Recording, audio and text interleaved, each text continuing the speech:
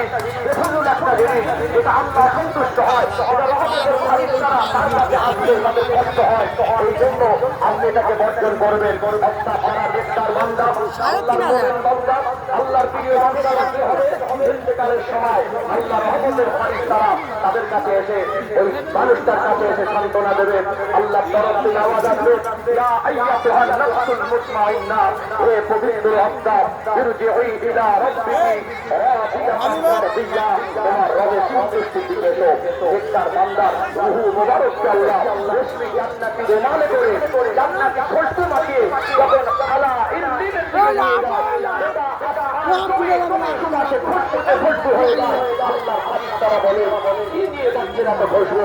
তখন আওয়াজ দেয়, যেটা আল্লাহ একজন মুমিন নেক বান্দা রূহকে আমরা আলা ইল্লিনের সম্মানের জায়গায় নিয়ে যাচ্ছি। অর্থাৎ আপনি বলুন, আপনার যে অবস্থা, আপনার যে শরীরের ভিতরে কন্ডিশন, আপনার যে শারীরিক দুর্বলতা, আপনার ভিতরে যে দুর্গন্ধ জিনিসটা আছে, আপনার ইন্তেকালের সময় রহমতের ফারিস্তারা আসবে, আপনাকে সাহায্য করবে, আপনার রূহটা আলা ইল্লিনে ভালো জায়গায় যাবে। এই পরিবেশটাকে আপনি তৈরি করতে পেরেছেন।